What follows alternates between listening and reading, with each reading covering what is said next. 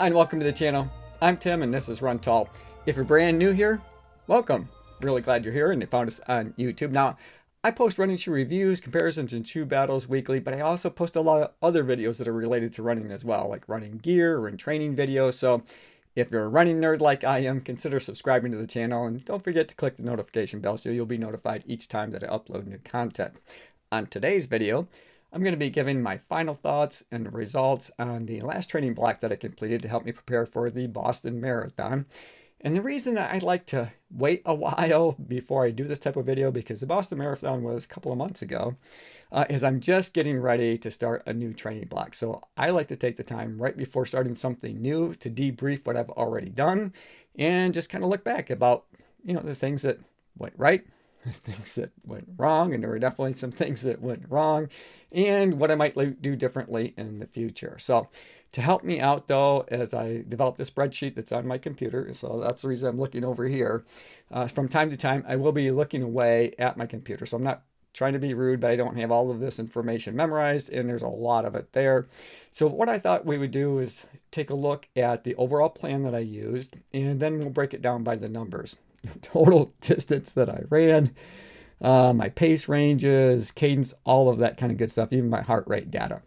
All right, so let's just kind of get into it. Let's talk about the plan itself. Now, I used a free training program. I love free training programs are awesome. There's a lot of really good ones out there too that you guys can choose from. So, Hal Higdon, Galloway, there's some really good ones out there. And some of those require that you pay a subscription fee if you want more personalized service, that kind of stuff. But this one is free, and that's my favorite price. So let's talk about that plan. So to get it, all you have to do is create an account, and you go to connect.garmin.com to do that. You don't even have to have a Garmin device because you can just log onto your computer and get all that workout information. But if you do have a Garmin device like I do, I'm going to try to pull up my sleeve here. I'm using the Garmin Fenix 6. It's a little bit older model of the Fenix, but it's working great. And I don't see any reason to change. This is an awesome watch, by the way. One of the things I absolutely love about it is just the battery life. I can go 12 days between charges. So sometimes I even forget where my darn charger is because it's been so long since I charge it. So excellent battery life, great for doing workouts. And, that battery life, and when I say 12 days, I mean, that's heavy use. I use this all the time for my workouts. I use it. It's a great golfing watch. The yardage for the last time that I went out golfing was spot on with, my son is a professional golfer and, he's got all of the toys and it's right up there with any other type of, yardage finders and that kind of stuff that he might be using. So great watch. Can't say enough about it. If you have the wherewithal or whatnot to get something like this, I think it's definitely worth the money. And what's really nice, if you do have a Garmin device, again, you don't need one to get the plan for free, but if you have one, once you set up that plan, all of your workouts are sent right to your watch. So you can find it on your smart device, whether it's a smartphone or a tablet, but the workouts go right to your watch. So when you wake up in the morning and you scroll through and you say run, it'll say do workout, right? So you don't have to remember what it is that you're planning to do the next day. So it just saves you that extra step of maybe logging on and looking at a calendar or a training calendar. So, all right, so enough about that. So the plan that I chose was an intermediate marathon training plan, which had me working out 5 days a week. So that was my commitment, and for 16 weeks. Now I did kind of break it down for us so I could share with you the types of workouts that it was having me run. Now it had me run 72 times. There are other workouts that they wove in there, so they have some cross training that's built in and so on. But I'm not talking about that here today. I'm just going to focus on the run activities. So out of those 72 workouts, here's how it breaks down. They had me run 16 easy run, 30 speed sessions, 16 long, of course, one a week, and then 10 recovery. So if we look at it percentage-wise, 22% of the time was doing easy workouts or runs, 42% was doing speed work. Now, the speed work varied. It might be a fartlek, although they didn't have me run very many of those. I think maybe just one. A lot of that was doing interval work. Of course, the long runs, that's 22% of the time, and then 14% of the time was doing a recovery run. So that's kind of the breakdown. So this is a pretty heavily skewed speed workout plan. So just so that you know, if you're considering running the Garmin Intermediate Training Plan, you're going to be doing speed work, excuse me, quite a bit of the time. Okay, so let's kind of break it down here by mileage and that kind of thing. To do that, I'm going to turn and look at my computer for a second. So I need to hit record on the screen. All right, so I think we are good to go. So now for the, I'm going to scroll all the way down here to the bottom, and I have every run that I did is on here for that training plan. And just so that you know, there were 72 scheduled. I did not run all 72 because if you're a subscriber to the channel or you watch some of the videos, training videos, especially toward the end during that taper week, I got hurt. I had some tendonitis flare up that I wasn't able to run basically the last week of the taper. So instead I rode my bike. So I did 68 of the 72. So that's what's represented here, 68 different workouts or runs. So if I scroll all the way down to the bottom, which I have, you're going to see that I ran a total of 603 miles, just a little over that, 603 miles to prepare to run that 26.2 there in Boston. So it's not a high mileage training plan. So not in comparison to some of the others. So if you guys love to watch Kafuzi or Seth or some of those other channels like I like to do, I'm in awe of the mileage that someone like Seth can run. You know, some of his training programs had him running up to like 140 miles in a week. That's insane. You know, that's it as far as, you know, for someone like myself. But then again, I'm 57 years old, so I am 20 years older than Seth. So while I don't play that age card very often, it does make a difference. It does make a difference. It takes me a little bit longer to recover. So 140 miles, kudos to Seth, kudos to Kafuzi. Love those channels. Hopefully one day I'll be able to catch up. I wanted to catch up with Kafuzi in Boston at one of his shakeout runs, but because of the tendonitis, I was trying to stay off it as much as possible. So I didn't get out as much as I wanted to meet and greet people. So hopefully next year. So anyway, 37, just shy of 38 miles a week. That was the average that I ran. So the next column here is my heart rate. Now this is the average. So, you know, I looked at all of those different workouts, what my average heart rate was during that, and then I took an average of those. So 151 beats per minute. And then again, I did the same thing with the max heart rate. So again, looking across all of the different workouts, my max heart rate on average was 163 beats per minute. So not bad. Actually, I thought it was going to be a little bit higher than that, but I'm okay with that. You know, it's not bad having a lower heart rate. I thought this was interesting. So my run cadence, now that's something that I do really work on a lot, even during, you know, an easy run or a recovery run. Is, you know, even if I'm trying to run slow, is to keep my feet turning over. So I'm not spending a lot of time with my feet on the ground per se. And so my average run cadence was 182 steps per minute on average.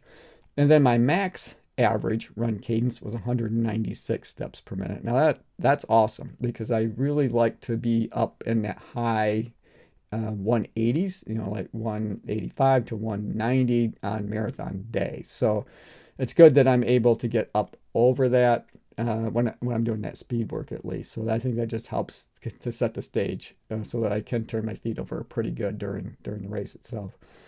Then my average pace, so across all of these, was a 8:13 minute mile pace. So not extremely fast, but you know, that's not too shabby. And we're going to look at that a little bit more depth here in just a second as I look over across those 16 weeks, what happened to my average pace. My best average pace. So again, it's just those averages, my best average pace across the basically the speed days. But this goes across all of the days. But you know, speed days come into play when we're talking about best pace. Was 6:47. So my average best pace was a 6:47 minute mile. That's pretty good. I would someday I'm really hoping to run a sub 3 marathon. That would be biting off a lot for me. But for me to do that, that's kind of the pace that I would need to be running. You know, so that's my best average. Couldn't imagine running that for, 3 hours. But anyway, yeah, that aside. Total ascent, average total ascent for those across those workouts was 250, descent was 233, and then my average overall stride length was just 1.08 meters. So not too bad. I don't have a particularly long stride. It's more short and quick. So I don't know if that would be considered less of a power runner. I don't know. I try to just keep my feet turning over, which means that I'm not really striding out a lot. And part of the reason I'm doing that is because my run mechanics isn't necessarily perfect. And when I try to run fast, if I lengthen out that stride, I'm typically over striding. So I'm getting my feet out way in front of my body. And that's when I start to have problems like shin splints or plantar fasciitis, or all that kind of good stuff that can come when my run mechanics are poorer than they should be. So I try to keep my stride a little bit shorter, a little bit faster, but under control. So that's so I'm not unhappy with that stride length at all. All right, so I'm scrolling down here and I'm looking at distance. So this is distance over time. This is every single one of those workouts plotted out here across this chart.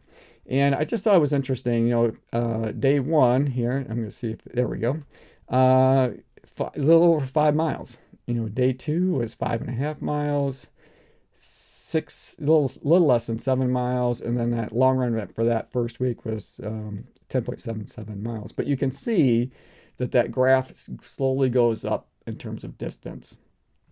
And that's exactly what you want it to do. It's a little bit of a roller coaster. So it kind of goes up and then dips down, but then it kind of goes up a little bit higher than it did the week before on that long run. So as we look at those long runs, the first one was 1077, then 1076, a little bit less, but then it goes up to 1274, then 16.58, then it drops down to 11.3, then it jumps back up again to 19.2.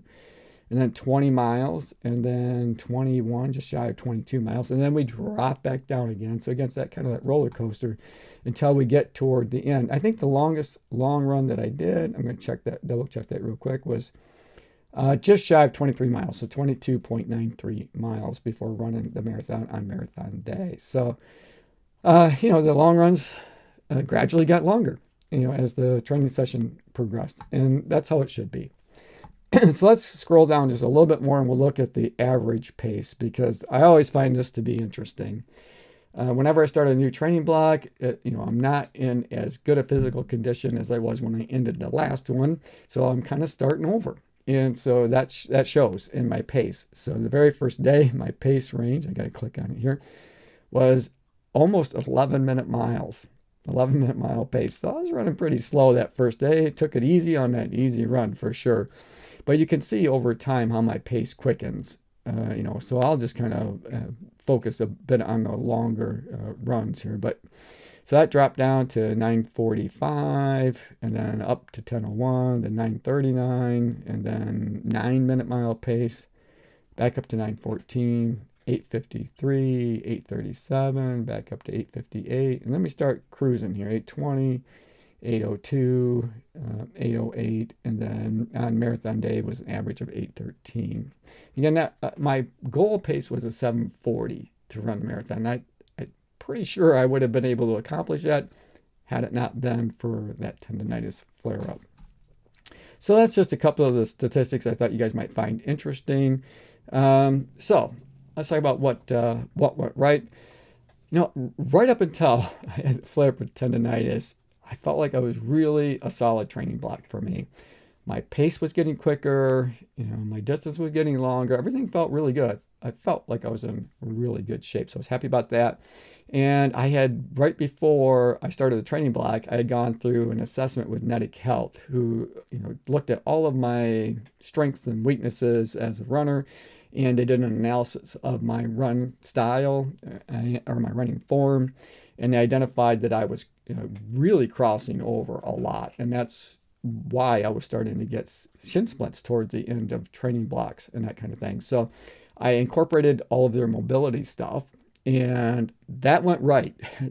So when you look at Strava, you're going to see yoga before every run. Well, that is all the mobility stuff that Netic had identified for me to do.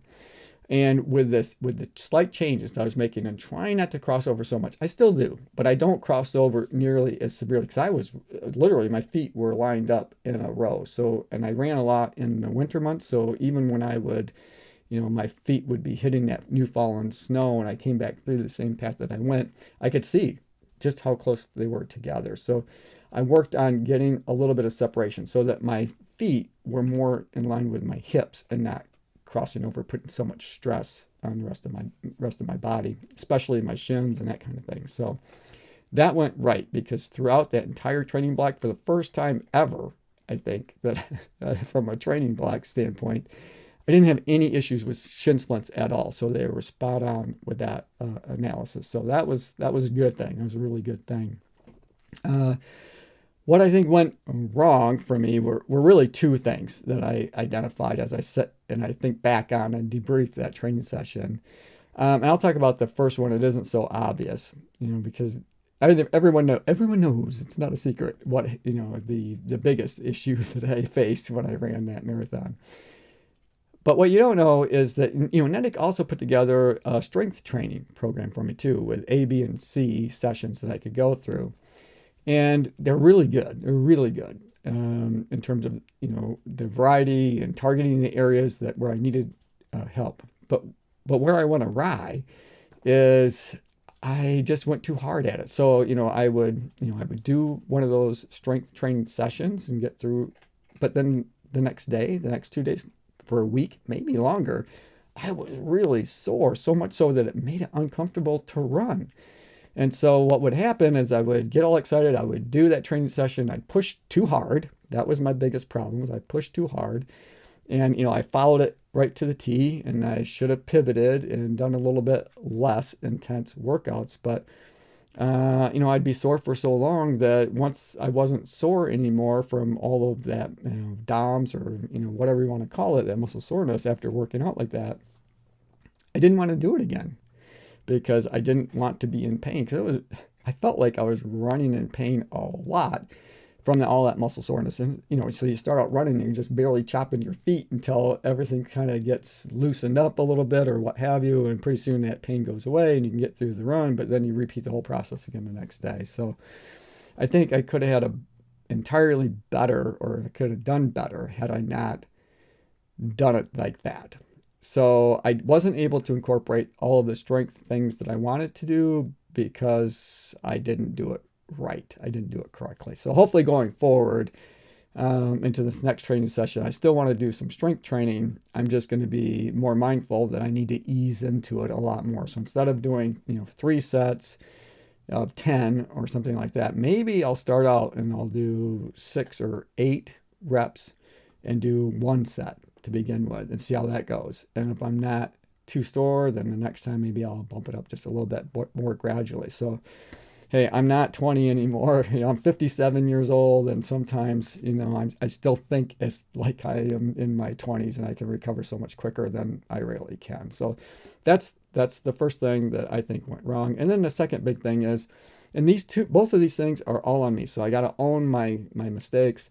I overran in some shoes, and you guys might have seen the Death of a Super Shoe episode or video that I did where I cut up the AlphaFly version 1s. But what happened was I was on a threshold. I was feeling really good. It was really, really good, and it was a great run, except I had popped one of the air units up in the forefoot of the shoe, and that slight change in how my feet were landing and toeing off, all that kind of good stuff, that's how I got tendonitis. And that made it really difficult to run the race. And so the Boston Marathon itself was a very painful experience that I don't want to repeat. I did okay. So part of this video is also about results. So just so that you might have saw it printed on my mug, which I got off Etsy, by the way. So they thought that they did a good job. But 3 hours and 34 minutes and 46 seconds. So which is a Boston qualifying time for a man my age. But only by about 14 seconds. So if I go back to Boston, I won't be using that time. I can use the time that I ran in Detroit because that does fall within their qualifying window. So the time for Boston next year, my qualifying time will be 3 hours, 21 minutes, and 10 seconds. So that should put me at a better placement in terms of the wave and the corral that I go out in. So I'm pretty sure I'll still be in wave 3, but I might be in corral 1 instead of corral 2, that kind of thing. So a little bit closer to the front if I go back to Boston. Just so you know, I did put in to run the London Marathon, but I had to go lottery, of course, and there's a 3% chance that I'm going to get in. So right now, I'm still planning to go to Boston next year, go back, because Kim and I really loved it. We loved Boston, the whole Boston experience, with the exception of my ankle being bad. So we really couldn't explore as much of the city as we wanted to. We were right down at the French Quarter, and that was a great place to stay at the Radisson. But you know, after the race, because I had to run with tendonitis, oh my gosh, I kind of undersold or downplayed just how painful it was during that race. It was so painful. It hurt so bad. By the time I got to Wellesley College, I was almost in tears. It hurt so bad. And then when I finished, I couldn't move. It just, the pain just was so intense that I couldn't even stand on it. So I was stuck at the finish line, basically over by where you pick up all, the gear check area. I made it through that, got my stuff, kind of got my, changed clothes and put on a different pair of shoes, that kind of stuff. But oh my gosh, it was terrible. And then getting from there to the hotel was painful. And then having to, get from the hotel to South Station, and South Station to the airport back to Detroit, through Detroit airport, back to the car. Oh my gosh. But by the time I got to the parking structure where the car was in Detroit, we were down to the last leg where I could see the car. I really couldn't move. I was just stuck holding onto a car because I couldn't walk. I couldn't walk on my ankle. So I don't want to repeat that again. But surprisingly, and I think this has a lot to do with Netic Health and all the things that they did for me, it didn't take that long to really recover from that injury. Not as long as you might think. With as painful as it was, and I couldn't bear any weight on it for quite a while, I don't know, a week or so.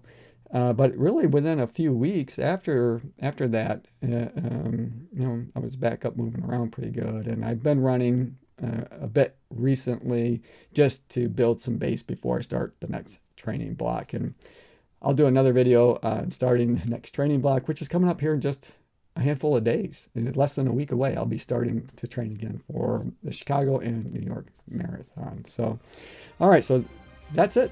That's it for today's video. It got a little bit long. Hopefully you guys have hung in there. Thanks for making it to the end. I hope you enjoyed it. I enjoyed making it for you. As always, run tall, run strong, be kind to one another. Thanks for watching. See you next time. Right here on Run Tall with Dan.